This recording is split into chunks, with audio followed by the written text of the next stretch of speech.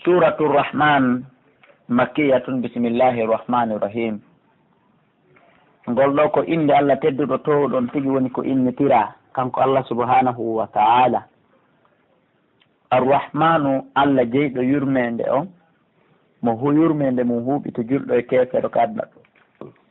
ɗo. Allama al-Qur'ana ko kankoni ko andini nde Qur'anare, mana ko kankoni ko janni Jibril Qur'anare nden, Jibril janni Muhammad janni ene moppe ɗen. Khalaqal insana o tagi neɗɗo allamahul bayana, o andinimo ɓangal ndiye, o andinimo imɓe piji ɗin dendagal. Ashamsu ngenange wal qamaru en lewru bi husbani ko kontirɗi ɗiɗi ni wona reweteɗi. Wanna jumuɗe kode wa shijaru e ɗe leɗɗe yasjudani ɗiɗi ɗi no sujjana Allah tedduɗo towɗon. As-samaa sama rafaha o ɓamtimo, o wada al-mizana o waɗi peesirɗe ɗen. Allah tasghaw wonde wata ɓe dow fil mizan e nder peesirɗe ɗen. Wa aqimul wazna ñiiɓine peesirɗe ɗen bil qiste no non ɗiri wala tuksirul mizana, wata on ɗuytu peesirɗe ɗen yo onon buuseɓe laggine, yo onon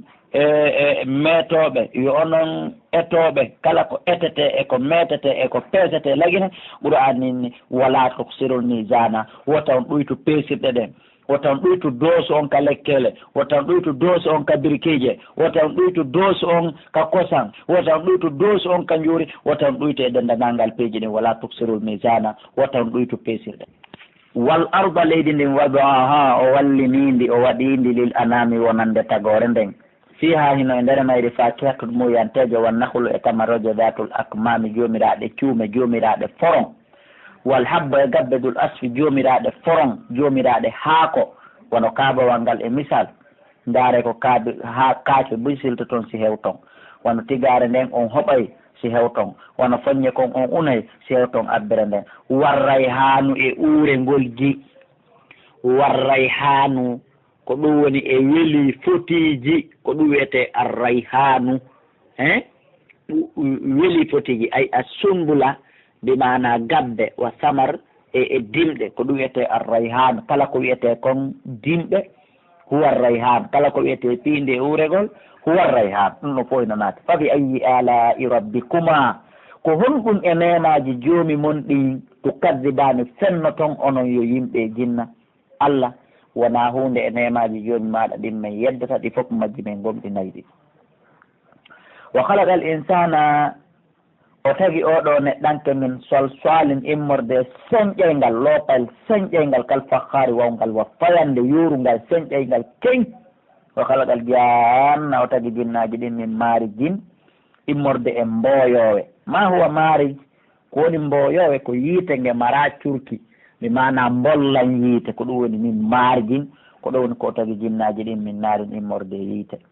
Baba adama jinnaji ɗin ko yiite taga, baba adama yimɓe ɓen koye leydi taga, malaika ɓen koye annora taga. Fa bi ayi ala'i rabbikuma, ko on ɗum noon e nemaji joomi moɗon ɗin tukaddibani fennoton ono yimɓe jinna. La ahadin min ni'matika ya rabbana nukaddib, wona hunde e nemaji ma ɗin min yeddata ko ayo Allah. En ala firde fa bi ayi ala'i rabbikuma tukaddibani hande kadi.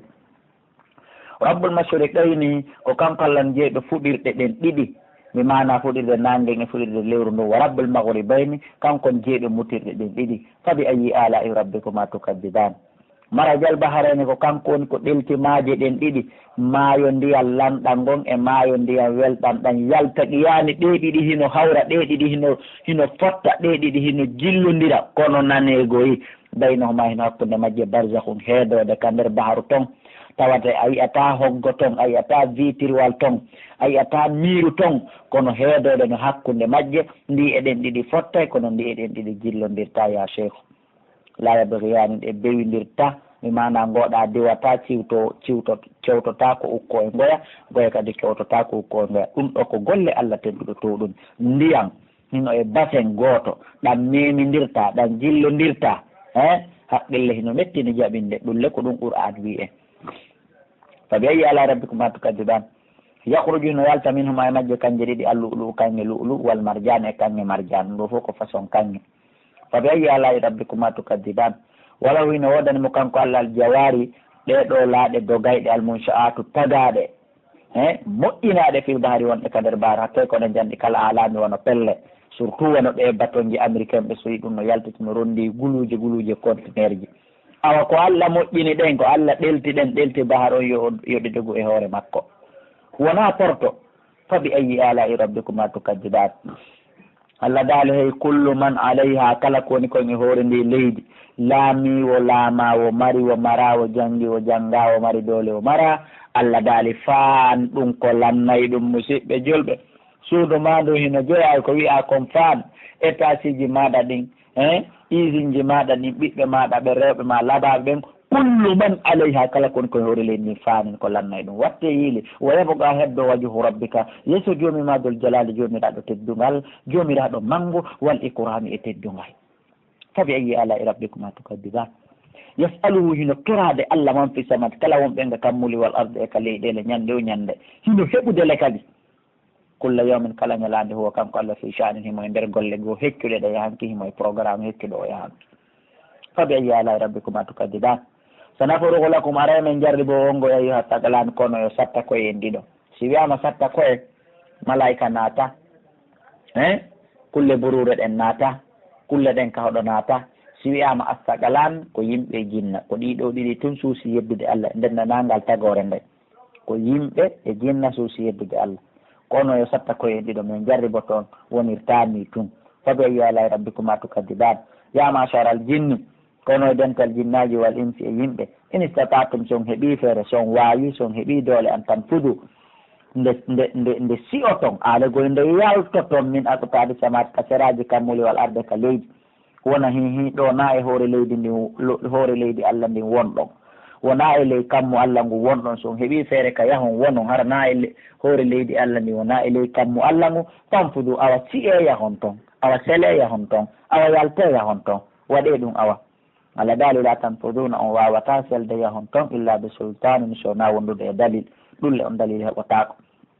ɓay noon ko satti o jaka ka suudu an wonɗa a wata yaltude ka suudu an sa yalti ka suudu an amara ka yaha donc haray eto famodiren fi no wonira ka suudu an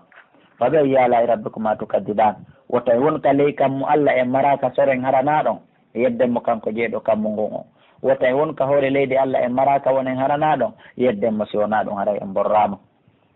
fabi ayi ala'i rabbikuma tukadiban yursalu wurtete alaykuma e hoore mo on chuwazun ko wiyete kon mboyowe min naarin immorde yiite wanu haasun e ko wiyete kon sila fala tan kasurani hara noon on wawata wallidirde e ittugol ɗum ɗon e hoore moɗon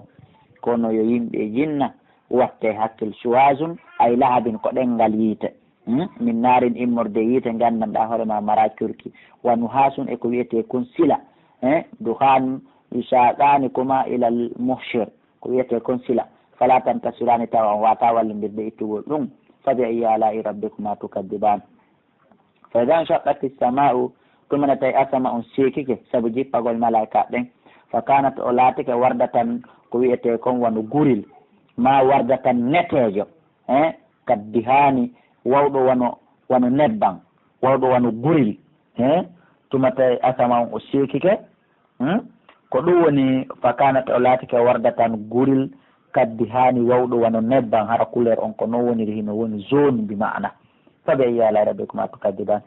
fa yawma idin ñande ɗum waɗi la yusalu landatake an dambihi ga e bakkatu muɗum on insun neɗɗo wala janun wona jinnabi goto landitatake bakkatu mum ko fanda landitatake bakkatu mum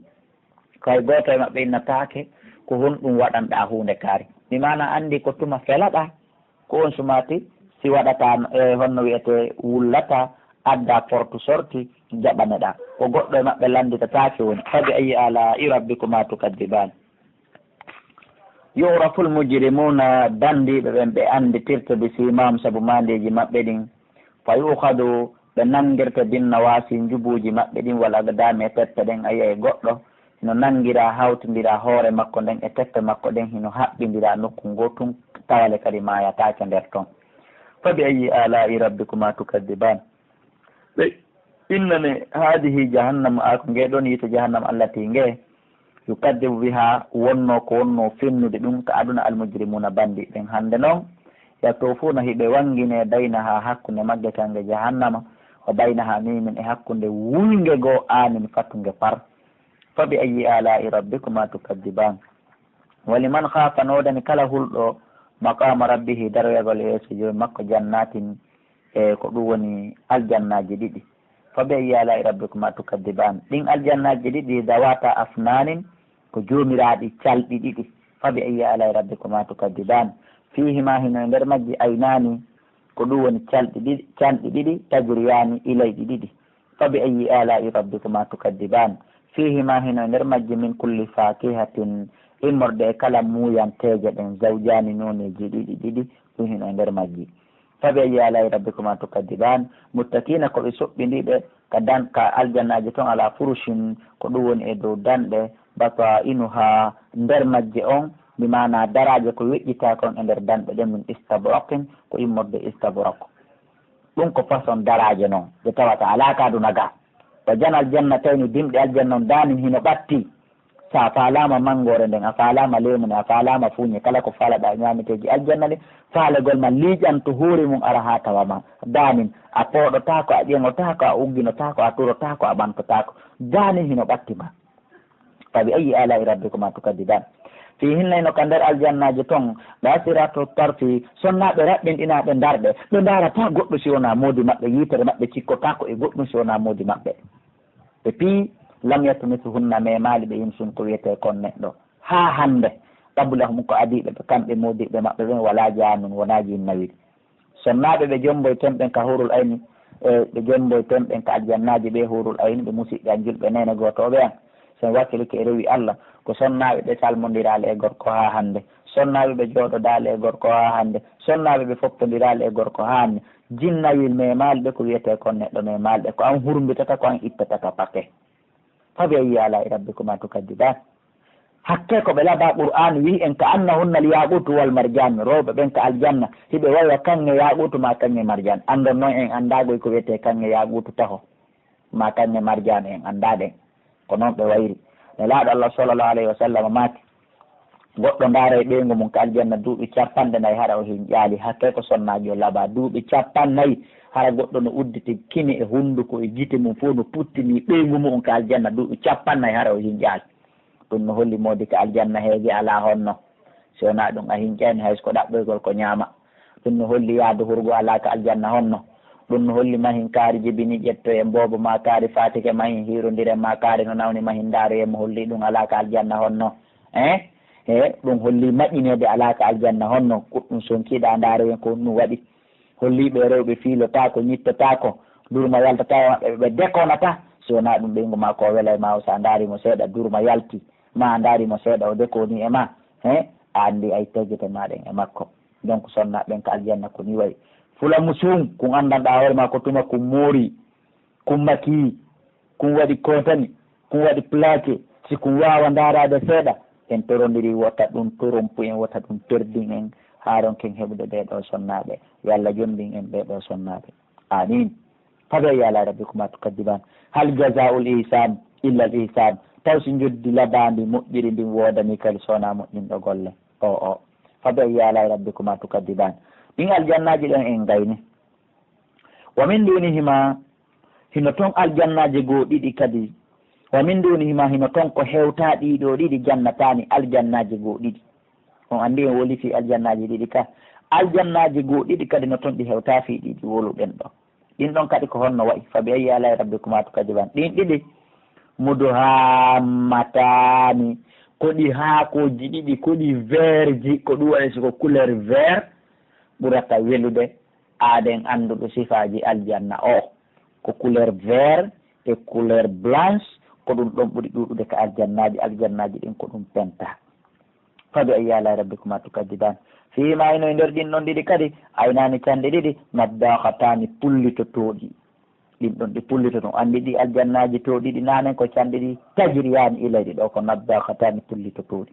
fabi ayi ala rabbikuma tukadiban fima ino e nder majji fakihatun muyanteje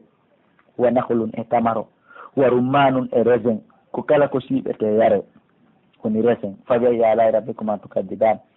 fi hinna e noon nde ɗin ɗon kadi hayratun jiwɓe suɓaɓe sutta hisanun labaɓe fabi ayi ala rabbikuma tukadiban hurun ye hurul ayniɓe musidɓe julɓe mago suratun raɓɓinɗinaɓe darɗe fi qiyami hino ka nder aljannaji ton fabi ayi alai rabbikuma tukadiban lam yatumithunna ɓen ɗon kadi memalɓe insu neɗɗo kabilam ko adimudi maɓɓe wala janni wona jinnayi fabi ayi alai rabbikuma tukadiban muttakinara e soɓɓindi toon ala rafrafni e dow piluji gawluji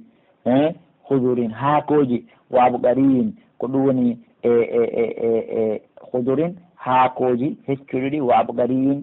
e verji hisanin labaɗi fabi ayi alai rabbikuma ko honɗum e nemaji joomi moɗon ɗin to kaddibani fenno toon ono yimɓe e jinna ɓay ko onon suusi yeddugol Allah